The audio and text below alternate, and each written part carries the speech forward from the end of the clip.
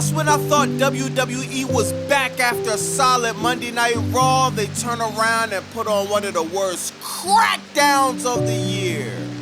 Now I have a face full of tears. How did we get here?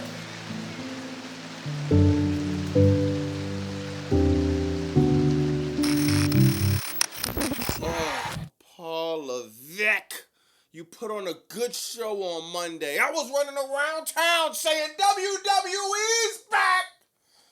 Now Crackdown rolls around and I'm still saying WWE's back to being garbage. God, you came to the city of brotherly love and turned it into the city of brotherly from stinking up the place from that stupid show that you put on last night. My God, dog, I promise you, this company makes me feel like I'm all the way up at the top floor and I just got on the elevator. Oh! Why you say that, Bobby Monsoon? You don't get it? The Fed done let me down!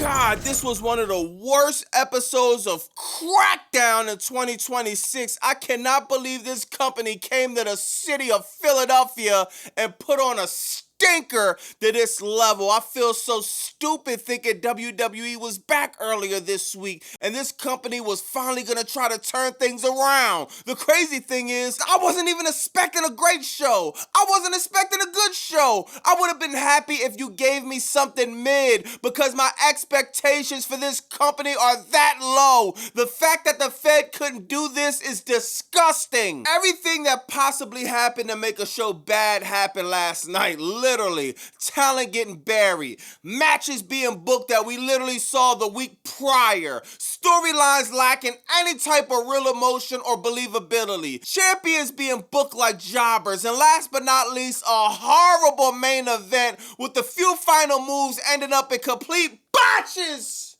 from everybody, including the commentator calling the match. I really get the feeling sometimes that Joe Tessitore never watched wrestling in his life before he started working for WWE. Charlotte Flair hits the Sister Abigail on Jade Cargill to win the main event yesterday, and Joe Tessitore calls the move a DDT. What a idiot! Jade vs. Charlotte was a match I've been excited for since the first day they teased it backstage when Jade debuted. This ended up being one of the most disappointing matches and main events I've seen in a long time. And then WWE does what they do best, and that's make a bad situation worse. Alexa Bliss comes out and she introduces a surprise, and I'm thinking, okay, who we got, y'all? Maybe we got Bianca Belair coming back. I heard she just had her baby. Shout out to her and Montez Ford. Congratulations to the new addition to the family. And I'm thinking, man, maybe Bianca Belair done snapped back and ready to get back in action. Unfortunately,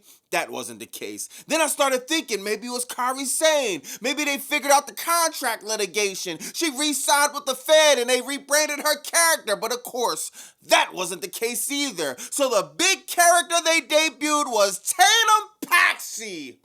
Who? Tatum Paxley, or whatever her name is. Quite frankly, I don't care. Are you serious? I watch this show every single week. Faithfully, I have never seen this woman in my life. I cannot believe this creative team is really stupid enough to think that anybody outside of watching NXT would know who Timu Rhea Ripley is. Well, welcome to the main roster, baby girl. This is the burial site for anybody coming up in the Fed. Good luck. On top of that, you had a boring segment from CM Punk and Kevin Owens. Oh my God. We are literally watching Punk do the same exact thing with every big match he has. I don't understand why creative can't come up with anything different for him to do. He's fighting Roman Reigns on the cusp of WrestleMania 40 snooze, and all we get is a bunch of in-ring promos. He turns around and fights Raheem at SummerSlam. Once again, a bunch of in-ring promos. I'm crossing my fingers with this feud against Kevin Owens. We're gonna get something different, but of course not. Another boring in-ring promo about he's the best in the world. You could be blind as a bat and realize this guy is nowhere near the best in the world. If anything, you're probably the best at botching moonsaults.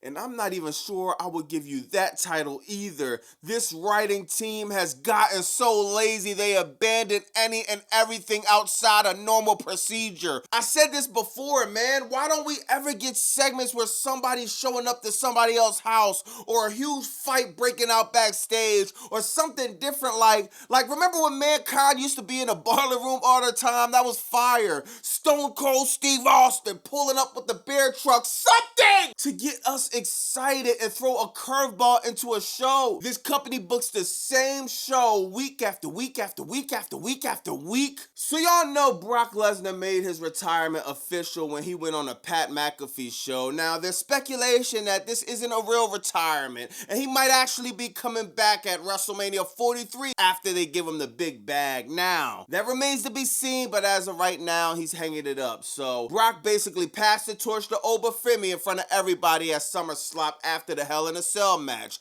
Oba comes out on Raw. He solidifies the torch passing and he's the top guy of the company. The next thing he does is go to a live event and do a segment with Danhausen. These two look awkward doing this, man. I'm gonna show y'all this.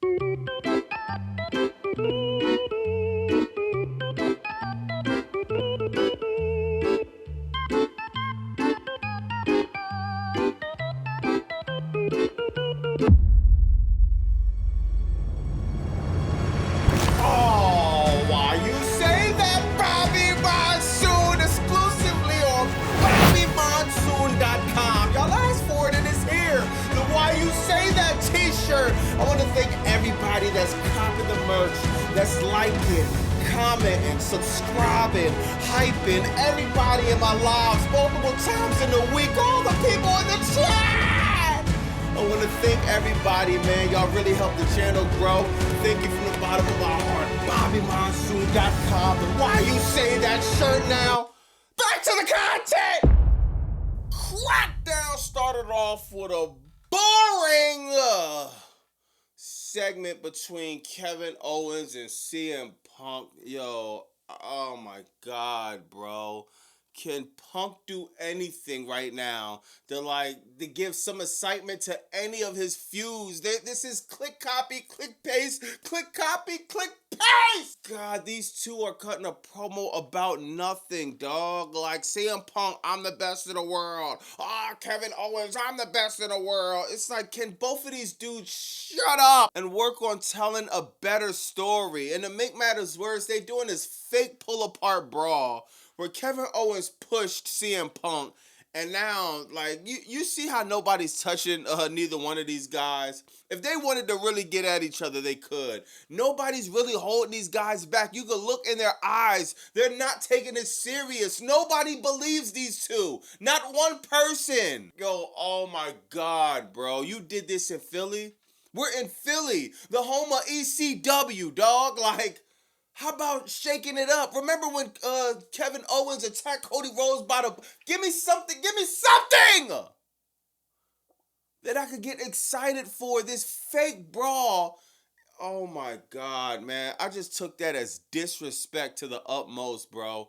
You being in Philly and y'all got that weak brawl like that, man. But they didn't even brawl. Punk got pushed. He didn't do nothing. And that was it, bro. But when I seen that segment, I was like, oh my God. I started to get woozy a little bit, y'all. I was like, hold on. Is WWE really back, or did they fool me with a one-off show? Next, you got Baron Corbin with his titles with the fur.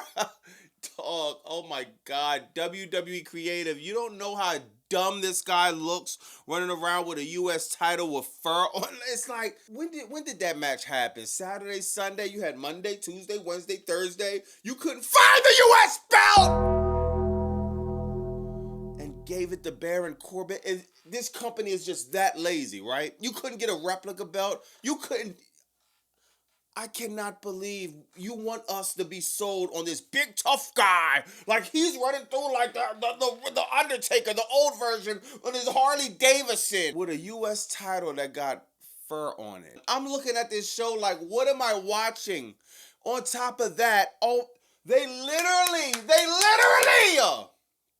did the same exact ending as SummerSlam with Baron Corbin hitting him with the title, and that's how Trick Williams lose. It's like, oh my God, these writers, these agents, these producers, these creatives are not doing anything to try to book a good show. They're not even trying. You would think something different for their second match. I'm getting very, very afraid for Trick Williams. And I'm calling it too, dog. I don't think Trick winning Money in the Bank. I think WWE is losing faith in Trick Williams. I'ma still keep my fingers crossed. I'ma keep my fingers crossed. I'll be surprised if he win, but I'm starting to think WWE is about to start burying Trick Williams for whatever reason. You know, we don't get reasons why people get buried. Karrion Kross doing a good job, buried. Trick Williams doing a good job, he's getting buried. Ricky Saints, he didn't even get a chance to get a good job. They put him on main event. I could keep going. The list goes on and on and on and on. Ilya Dragon, it's just like, come on, bro. Next, you got Chelsea Green having a celebration, y'all, for being the new interim. She's the new women's championship, right? Or is she interim? I don't know. If I'm not on the internet, I wouldn't know. Oh my, Lazy Levesque! Dog, how hard is it to fill people in on what's going on? You sold everybody for this interim championship. Then she comes out of nowhere with a shirt that says interim, let's cross it out and say permanent. The level of laziness in this company is just so alarming. TKO, why aren't you doing anything about this? Can you not see this is the reason why SummerSlam had a bunch of tarps? On one half of the building is stupid stuff like this. Not everybody's a wrestling nerd like myself. I'm gonna be online. I'm gonna be Googling and hitting X and hitting up the forums on Reddit trying to figure out what's going on.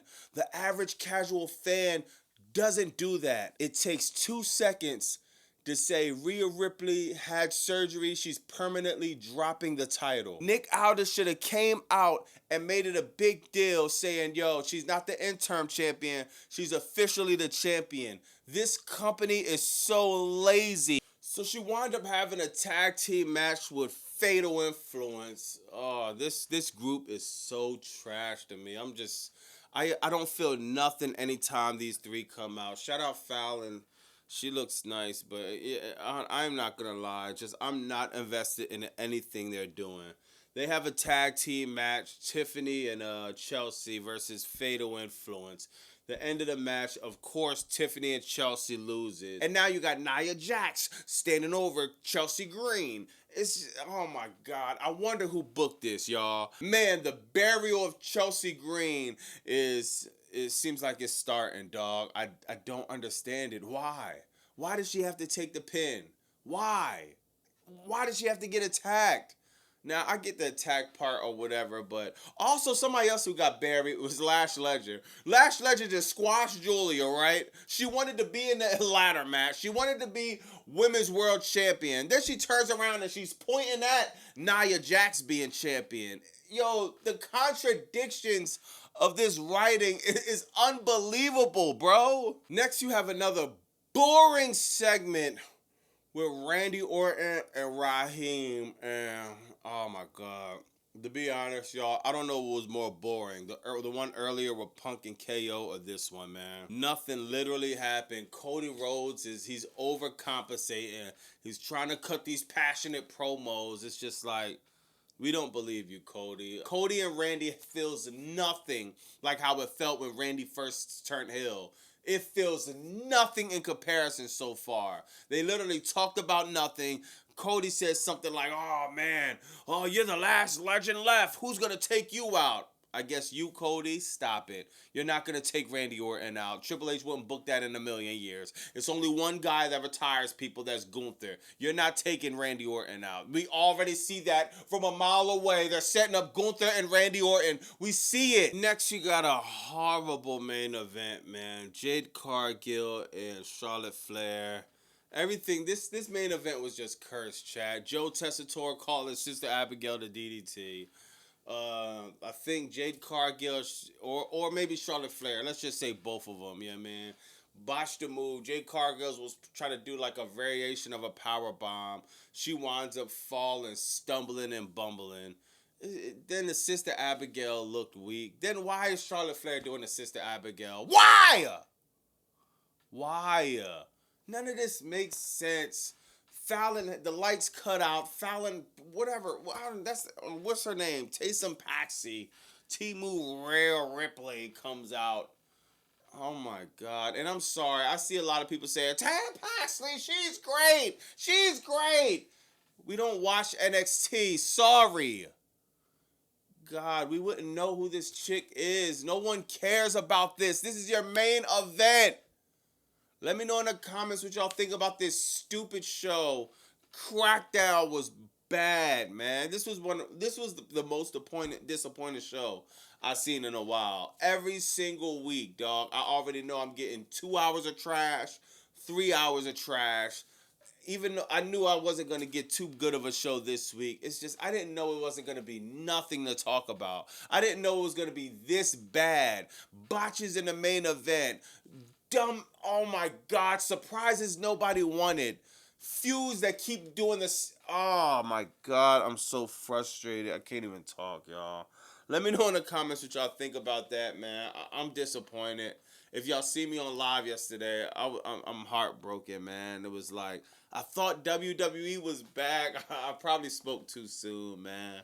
So I'm still going to hope for a good Raw, but to be honest, I'm so distraught. I don't even think we're gonna get a good Raw, man. This company obviously didn't learn nothing, and whatever, man. But I'm gonna holler at y'all in the comments, man.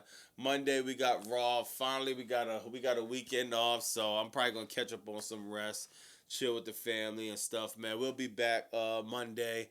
And God, man, thanks a lot, Paul Levesque, for the spit in the face you gave to the city of Philadelphia, dog. Thanks a lot, man. I'm gonna holler at y'all in the comments. It's Bobby Monsoon 215. Like, comment, subscribe.